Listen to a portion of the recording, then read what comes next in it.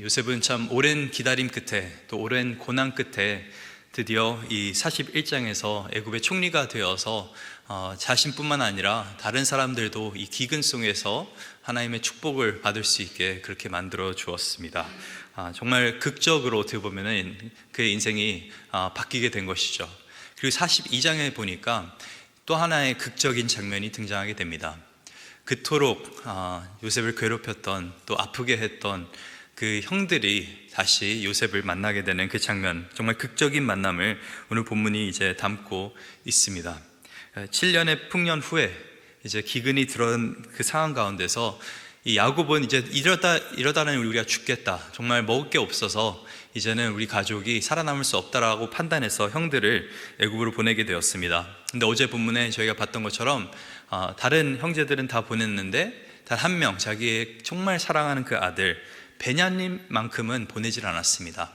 그 이유가 베냐민이 요셉과 같이 자기가 사랑했던 여자 라헬의 두 아들이기 때문에 그렇습니다. 그런데 예전에 이제 그 사랑하는 아들 요셉을 보냈다가 다시 돌아오지 못했기 때문에 이번만큼은 내가 내 막내 아들을 보내지 않겠다라고 결심을 한 것 같습니다.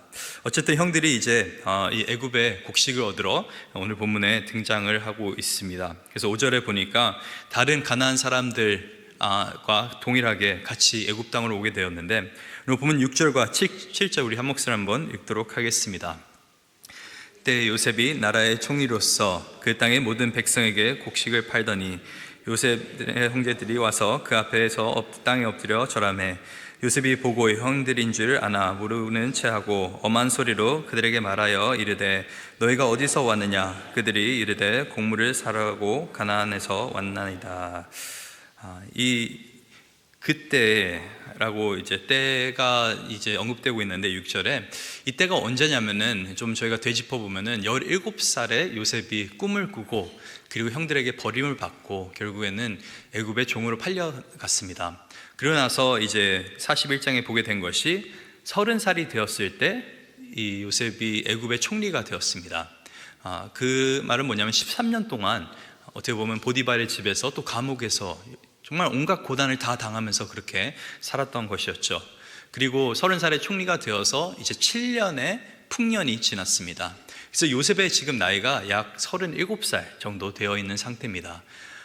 형들을 본 지 지금 한 20년 정도 된 그런 상황 가운데서 다시 정말 잊고 싶었던, 어떻게 보면은 잊을 수 없는 그 형들을 다시 만나게 되는데, 근데 좀 재밌는 것은 형들은 전혀 요셉을 알아보고 있지 못하다고 하는 것입니다. 뭐 요셉이 옷이 좀 애굽 사람처럼 입고 있었을 수도 있고, 말도 뭐 가나안 땅 말을 안 하고 있을 수도 있고, 여러 가지 추측을 해볼 수 있는데, 근데 중요한 것은 형들 마음속에 요셉은 죽은 사람이기 때문에 그렇습니다. 요셉은 철저하게 자기들이 없앤 사람, 자기의 삶에는 존재하지 않는 그런 동생이기 때문에 형들은 이 오랜 생활 동안에 그냥 요셉을 잊고 살았던 것 같습니다. 근데 이 요셉은 단번에 형들을 알아봅니다. 20년이라는 세월이 지났음에도 불구하고 한 번에 우리 형들이 왔구나라는 거를 인식하면서 그렇게 이제 오늘 본문에서 형들을 맞이하고 있습니다. 근데 좀 재밌는 것은 이제 과거와는 상황이 좀 바뀌었습니다. 과거에는 그냥 힘없는 막내였는데 이제는 요셉이 어떻게 보면 갑의 상태로 되어 있는 것이죠. 힘이 있고 능력 있고 정말 말만 하면 뭐든지 할 수 있는 총리의 자리 가운데 오르게 된 것이었습니다. 이런 상황 가운데서 예전에 자기를 해하려고 했던, 상처 줬던 사람을 만난다고 한다면은 대부분의 사람들은 자기의 권력과 자기의 지위를 이용해서 복수를 할 것 같습니다. 그래서 저희가 방금 읽은 그 말씀도 어떻게 보면은 요셉이 조금 미운 마음에, 형들을 원망하는 마음에 이렇게 좀 엄하게 한 건 아닌가라고 생각해 볼 수도 있습니다. 요셉도 사실은 뭐 지금까지 잘 버텨왔지만은 사람인지라 화도 내고 원망도 되고, 그래서 뭐 정말 극단적으로 뭘 원수를 갚지는 않지만은 그래도 너희도 좀 당해봐라, 형들도 좀 당해봐라 해서 무시하고 모른 척하고 또 엄하게 대했을 수도 있습니다. 근데 오늘 본문에 중요하게 몇 가지 살펴봐야 되는데, 저는 개인적으로 이 그냥 미움에서, 원망하는 마음에서 요셉이 이렇게 하지 않았다고 그렇게 생각을 합니다. 오히려 요셉이 이렇게 행동하는 것은 더 깊은 의미와 이유가 있다고 생각을 합니다. 오늘 본문 8절과 9절 한번 같이 읽도록 하겠습니다. 요셉은 그의 형들을 알아보았으나 그들은 요셉을 알아보지 못하더라. 요셉이 그들에게 대하여 꾼 꿈을 생각하고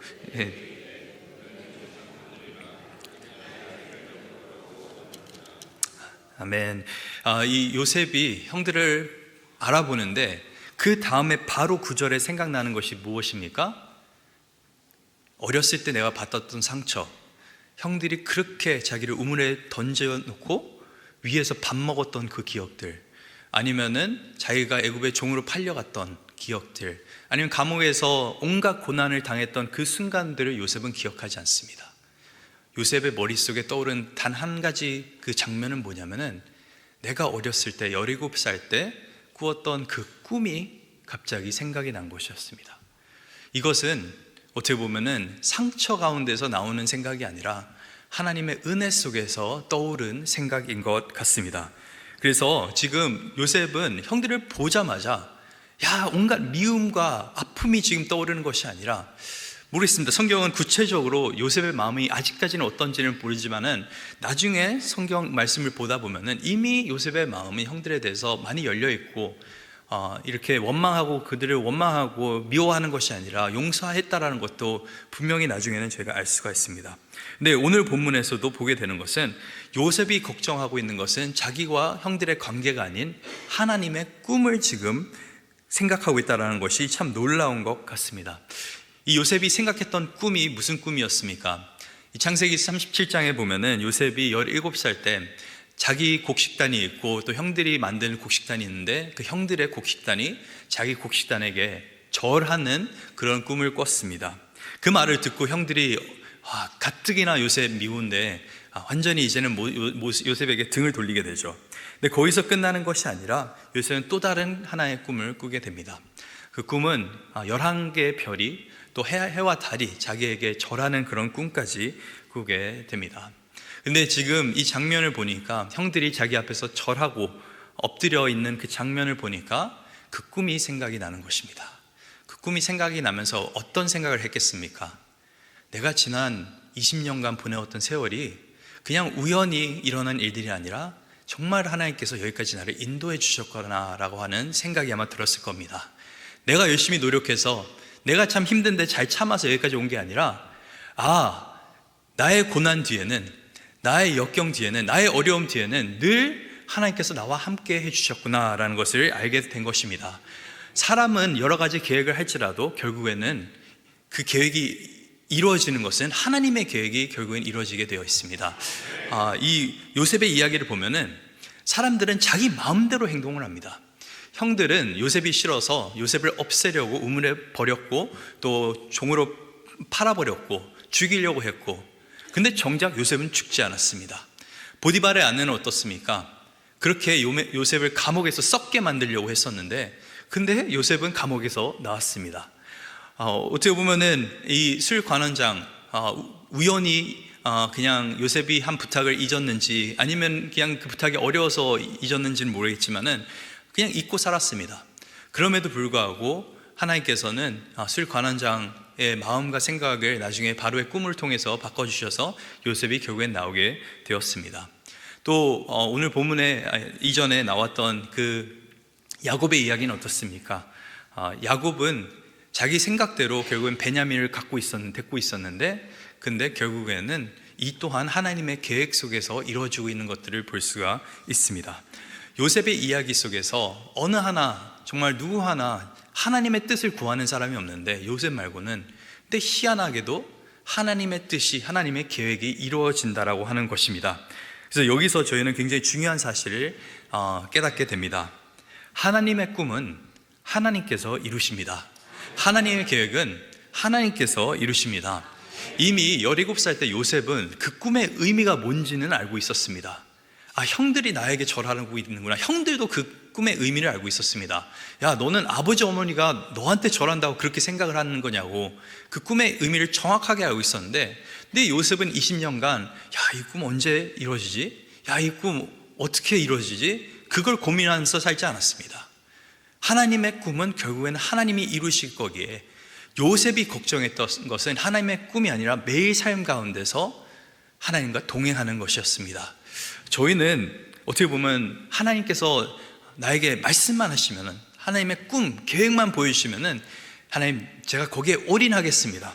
제가 어떤 비즈니스를 해야 될지, 또 그런 비즈니스를 시작하게 되면 여러 가지 계획을 세우게 됩니다. 조금 확장시키거나 다음 2호점 내거나, 아니면 어떤 직장에 들어갔을 때는 내가 이때쯤에는 결혼할 것이고, 이때쯤은 집을 장만할 것이고, 이때쯤이면 자녀를 갖게 될 것이고, 여러 가지 사람들이 계획을 하면서 살아가게 됩니다. 또 자녀가 있을 때는 정말 최고의 교육, 좋은 환경에서 아이를 키우기 위해서 여러 가지 또 계획을 하게 됩니다.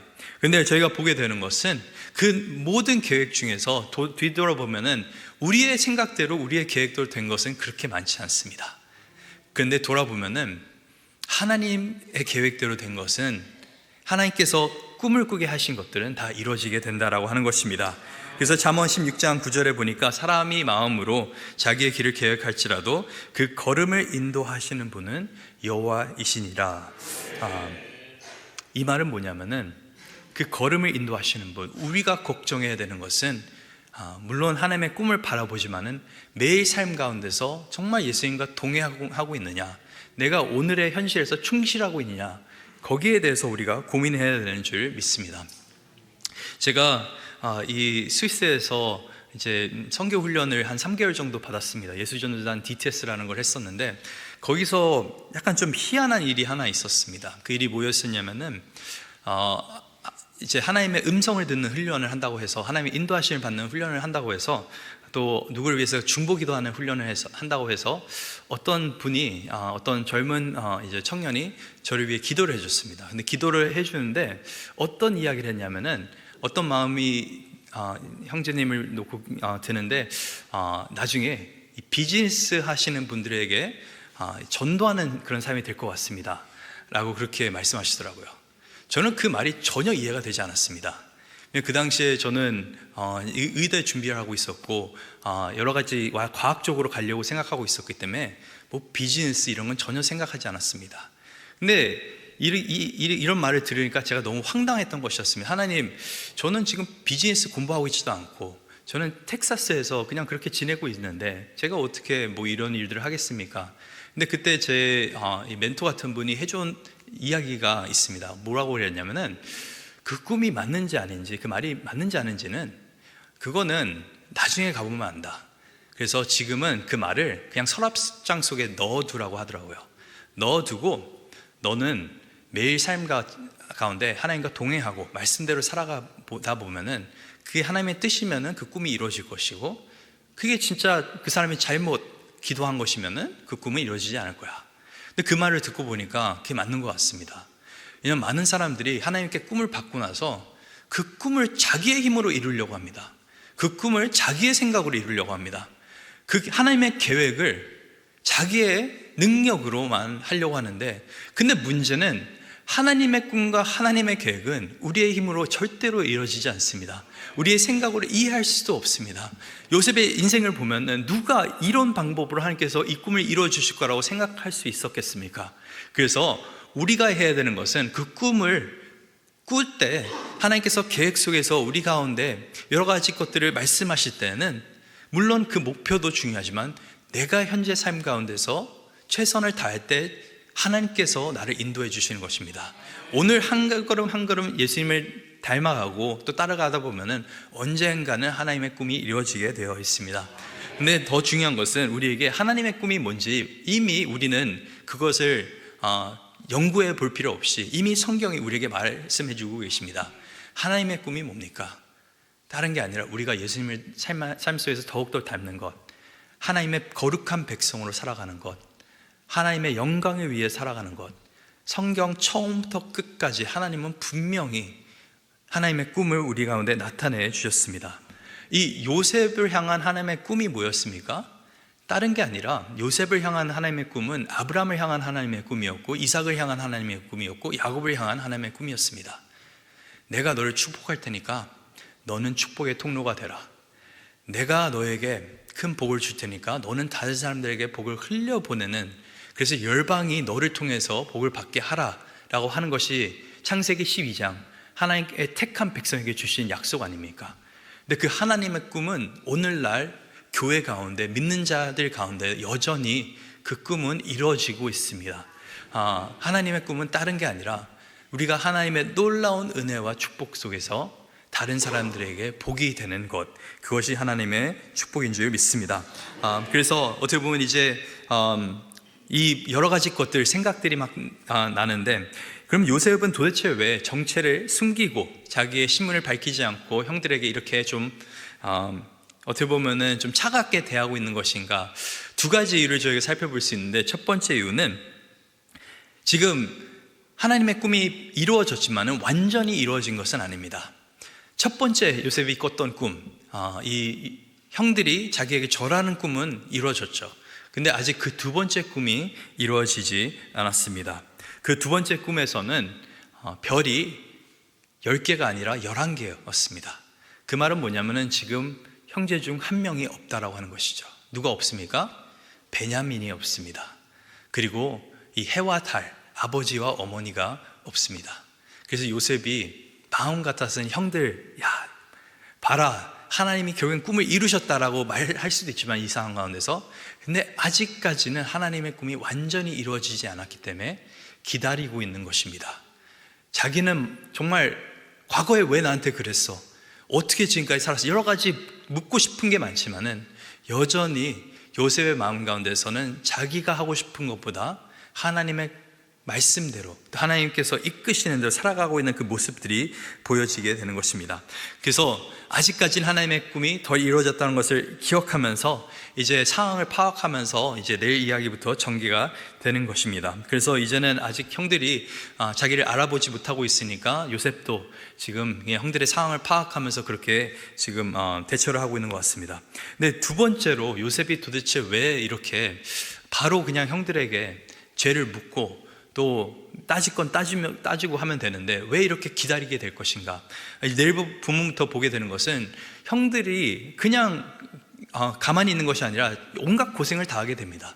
그래서 어떻게 보면은 요셉이 거의 복수하는 것처럼 보일 수 있는데, 근데 요셉이 이 가운데 하고자 하는 게 한 가지가 있습니다. 그건 뭐냐면은 그냥 자기 입으로 형들의 죄를 말하는 것이 아니라 형들이 스스로 자기의 죄의 무게를 느낄 수 있게 지금 요셉은 일을 하고 있는 것입니다. 그걸 볼 수 있는 것이 오늘 본문에 반복적으로 9절과 11절에 나왔던 이야기가 무엇이었습니까? 너희는 정탐꾼 아니냐? 그러자 11절에 형들이 우린 정탐꾼이 아닙니다. 이 정탐꾼이 영어로는 스파이입니다. 스파이, 간첩. 너희 간첩 아니냐? 이 42장에서 총 7번 이 정탐꾼이라고 하는 말이 등장을 합니다. 좀 희한하죠. 근데 왜 굳이 정탐꾼이라는 말을 계속적으로 반복적으로 이 요셉이 사용을 했을까? 형들에 대해서. 그 이유는 어떻게 보면은 요셉은 이 단어를 통해서 무언가를 형들이 깨닫기를 원하는 것입니다. 예전에 요셉이 이 37장에서 처음 형들에게 버림을 받았을 때 왜 버림을 받았습니까? 요셉은 사실 가나안 땅에 있었는데 형들이 세겜 땅에서 양을 치고 있었습니다. 그러니까 아버지가 갑자기 어느 날 요셉을 부르셔. 야, 가서 형들이 양을 잘 치고 있는지 한번 검사해 봐라, 확인해 보라고 했습니다. 근데 성경에는 이미 요셉은 형들의 잘못을 아버지에게 잘 고했다라고 그렇게 되어 있습니다. 그래서 형들이 먼 곳 세겜 땅에 가서 양을 치다가 다른 곳으로 옮겼는데 거기서 이제 요셉과 만나게 됩니다. 근데 요셉을 만났을 때 보자마자 형들은 요셉을 반가워한 것이 아니라 야, 저 꿈꾸는 녀석이 왔네 라고 하면서 이제 모의를 하기 시작하죠. 근데 한편으로 그들의 마음 가운데 어떤 마음이 있었겠습니까? 야, 쟤 왜 왔지 여기? 저 막내, 이 먼 길 지금 그냥 마실 나온 것도 아니고 이 먼 곳까지 왜 왔지? 쟤는 분명히 아버지의 스파이다. 쟤는 분명히 우리를 정탐하러 온, 아버지가 그렇게 우리를 못 믿으니까 우리 정탐하러 온 사람, 그렇게 아마 단정을 지었을 것입니다. 이 요셉이 우물에 던져졌을 때 뭐 그 형들과 나눈 대화는 담겨져 있지 않지만 형들이 어떤 얘기를 했겠습니까? 막 요셉, 아이고 야 어쩌다가 네가 불쌍해서 우물로 들어갔네, 이러지 않았죠. 형들은 대놓고 요셉을 싫어했습니다. 그 가운데서 형들이 말하지 않았겠습니까? 야, 너 여기까지 온 것도 다 아버지 때문에 왔잖아. 정탐하러, 우리 스파이하러 왔잖아. 하지 않았겠습니까? 그런데 이 정탐꾼, 너희가 정탐꾼이 아니냐라고 하는 말을 하면서 조금씩 이들의 기억 속에 잊혀졌던 요셉이 다시 머릿속에 들어오게 되는 것입니다. 왜 굳이 이렇게 하고 있는 것일까요? 이 창세기 45장 7절과 8절에 보면 이미 요셉은 사실 마음이 정해져 있습니다. 이 성경 아직 펴고 계시면은 45장, 우리 조금 오른쪽으로 가면 됩니다. 45장 7절과 8절, 창세기 45장 7절과 8절, 나중에 나오는 얘기이긴 하지만 우리 한번 한 목소리를 좀 읽어보도록 하겠습니다. 7절부터 8절까지 읽도록 하겠습니다. 하나님이 큰 구원으로 당신들의 생명을 보전하고 당신들의 후손을 세상에 두시려고 나를 당신들보다 먼저 보내셨나니, 그런즉 나를 이리로 보낸 이는 당신들이 아니요 하나님이시라. 하나님이 나를 바로에게 아버지로 삼으시고 그 온 집의 주로 삼으시며 애굽 온 땅의 통치자로 삼으셨나이다. 이 요셉이 형들에게 고백하는 것이 뭡니까? 이미 나는 알고 있었습니다. 내가 여기 형들 때문에 온 것이 아니라 하나님께서 나를 이곳에 부르신 것입니다. 하나님께서 나를 여기에 통치자로 삼아 주셨습니다. 이 모든 계획 속에는 하나님의 인도하심이 있습니다. 지금 요셉은 복수심에 불타서 지금 화가 나서 움직이고 있는 것이 아닙니다.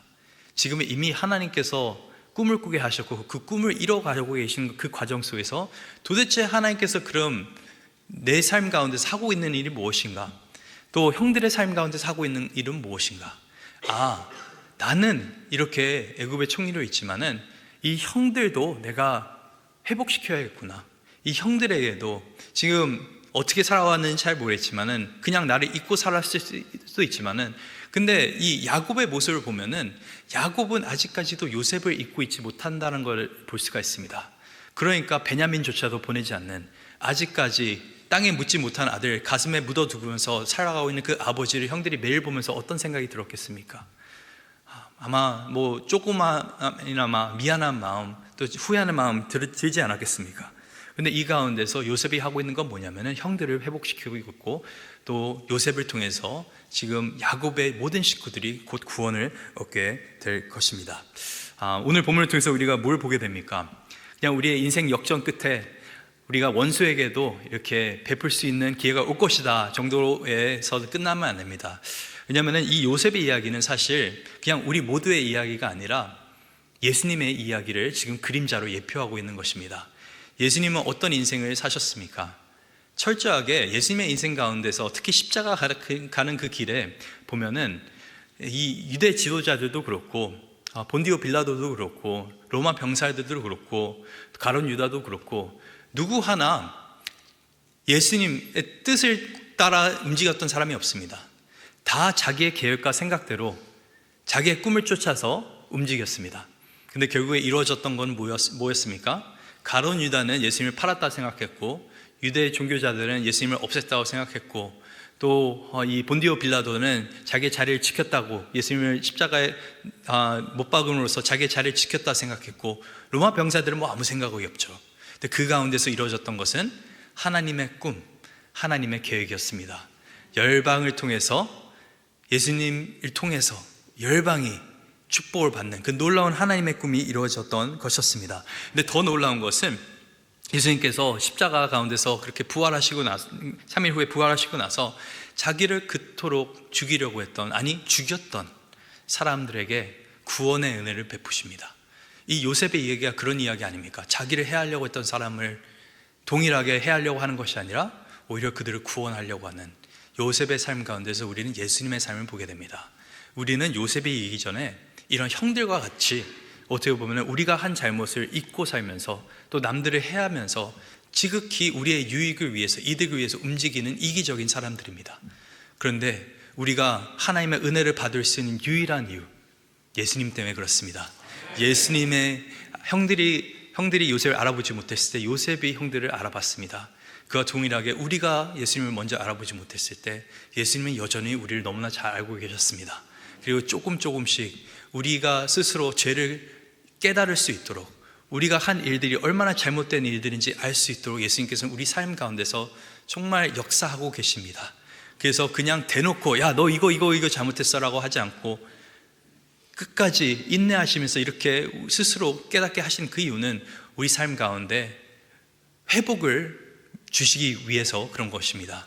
온전한 회복을 통해서 우리 또한 그 은혜를 나눈 사람들이 될 수 있게. 그래서 오늘 요셉의 삶을 통해서 다시금 예수님의 삶을 기억할 수 있기를 원합니다. 정말 예수님께 받은 그 놀라운 은혜, 요셉이 형들을 용서해 준 것보다 더 큰 것이 하나님께서 우리를 용서해 주신 그 은혜인데, 그 용서를 받았다고 한다면 우리가 오늘 삶 가운데 용서하지 못할 사람은 없고 우리가 하지 못할 일 없습니다. 그래서 오늘 철저하게 하나님의 은혜로 살 수 있는 저와 여러분 될 수 있기를 간절히 소망합니다.